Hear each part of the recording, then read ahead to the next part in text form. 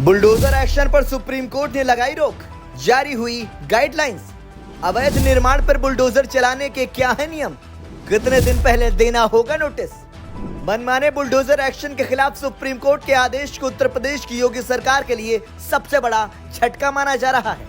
दरअसल यूपी में ही साल 2017 में पहली बार आरोपी और दोषी व्यक्ति के खिलाफ बुलडोजर एक्शन की शुरुआत हुई थी और धीरे धीरे कार्रवाई का यह ट्रेंड देश के अलग अलग राज्यों में भी शुरू होता गया। यूपी के मुख्यमंत्री योगी आदित्यनाथ ने 2022 की रैली में बुलडोजर को अपना चुनावी सिंबल भी बना लिया था। उनकी हर रैली में बुलडोजर रखा जाता था और उसे दिखाकर योगी लोगों से अपील करते थे। सुप्रीम कोर्ट का फैसला सीएम योगी के लिए झटका। रिपोर्ट्स के मुताबिक साल 2017 से 2024 तक पूरे देश में 1900 से ज्यादा बुलडोजर की कार्रवाई हुई। इनमें सबसे ज्यादा बुलडोजर की कार्रवाई उत्तर प्रदेश में हुई है। उत्तर प्रदेश में पिछले 7 सालों में बुलडोजर की करीब 1500 कार्रवाई हुई है, जबकि यूपी सरकार के मुताबिक ये सभी कार्रवाई अवैध निर्माण पर की गई है। वहीं याचिकाकर्ताओं का कहना था कि बुलडोजर की कार्रवाई मुसलमान आरोपी देखकर की गई है। दरअसल यूपी में बुलडोजर कार्रवाई के जरिए बीजेपी की सरकार ने क्राइम कंट्रोल को लेकर फौरी राहत पाई है। मसलन आरोपी के घर गिरने से बैकफुट पर गई सरकार तुरंत फ्रंट फुट पर आ जाती थी। इसकी वजह से बढ़ते क्राइम के बावजूद सरकार कभी घिरी नहीं। वहीं अब सुप्रीम कोर्ट ने सरकार की टेंशन बढ़ा दी है। दरअसल क्राइम कंट्रोल को लेकर अब योगी सरकार को दूसरा मजबूत तरीका ढूंढना होगा। बुलडोजर की कार्रवाई से योगी आदित्यनाथ की छवि एक कठोर प्रशासक की भी बनी थी।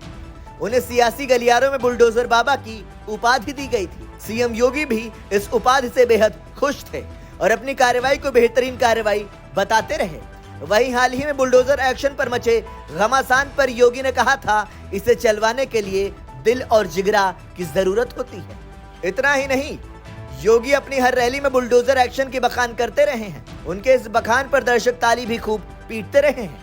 लेकिन अब सुप्रीम कोर्ट के फैसले के बाद योगी आदित्यनाथ को अपनी छवि को मजबूत करने के लिए कोई और उपाय ढूंढना होगा। आपको बता दें कि अब से 2 साल बाद यूपी में विधानसभा के चुनाव होने हैं। ऐसे में सरकार के लिए यह ज्यादा ही टेंशन की बात है। वहीं बुलडोजर की कार्रवाई से उत्तर प्रदेश में मुसलमान मुखर नहीं थे, लेकिन अब सियासी तौर पर मुखर होंगे और 2027 के चुनाव में बड़ी भूमिका निभाएंगे। पहले से ही पीडीए की वजह से बैकफुट पर चल रही योगी सरकार के लिए भी यह एक सियासी झटका साबित हो सकता है। इतना ही नहीं, योगी आदित्यनाथ के देखा देखी ही बीजेपी के अन्य राज्यों के सीएम बुलडोजर कार्रवाई को आगे बढ़ा रहे थे। इसके कारण देश भर में योगी आदित्यनाथ बीजेपी की सियासत में अन्य मुख्यमंत्रियों की तुलना में बढ़त ले रहे थे, लेकिन अब ऐसा नहीं हो पाएगा। आपको बता दें कि यूपी के महाराजगंज में हाल ही में एक बुलडोजर कार्रवाई के खिलाफ सुप्रीम कोर्ट ने फैसला सुनाया था। कोर्ट ने सरकार और उससे जुड़े अधिकारियों से पीड़ित परिवार को 25 लाख मुआवजा देने का आदेश भी दिया था। ऐसे में यूपी सरकार अब सीधे यह भी नहीं कह पाएगी कि बुलडोजर सिर्फ अवैध निर्माण पर ही चलाया गया है। सुप्रीम कोर्ट ने अपने फैसले में क्या कहा? 15 पॉइंट्स का गाइडलाइंस जारी करते हुए सुप्रीम कोर्ट ने बुलडोजर एक्शन पर रोक लगाने की बात कही है। कोर्ट ने कहा कि आश्रय का अधिकार मौलिक अधिकार है और इसे कोई अधिकारी नहीं खत्म कर सकता। जस्टिस BR गवई की अध्यक्षता वाली बेंच ने फैसला सुनाते हुए कहा, आरोपी व्यक्ति को दोषी ठहराने का अधिकार ना तो राज्य के पास है और ना ही कार्यपालिका के पास। कोर्ट ने कहा कि हम न्याय करने के लिए बैठे हैं। सुप्रीम कोर्ट ने अपने फैसले में कहा, बिना नियम अगर किसी का घर तोड़ा जाता है तो संबंधित अधिकारियों पर सख्त कार्रवाई की जाएगी। कोर्ट ने उन्हीं अधिकारियों से मुआवजा को लेकर जुर्माना वसूलने की बात कही है। अनुच्छेद 142 के तहत फैसला सुनाते हुए सर्वोच्च अदालत ने कहा, सभी राज्य बुलडोजर एक्शन को लेकर सर्कुलेशन जारी करें और अपने अधिकारियों को हिदायत दें। ऐसा न करना कोर्ट का अपमान होगा। 15 दिन पहले देना होगा नोटिस।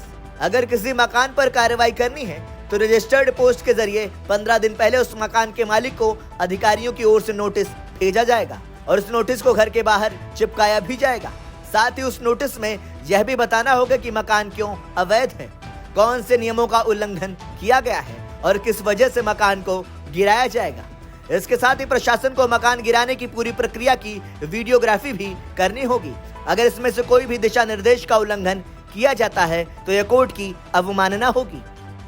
ब्यूरो रिपोर्ट, संदेश वाहक।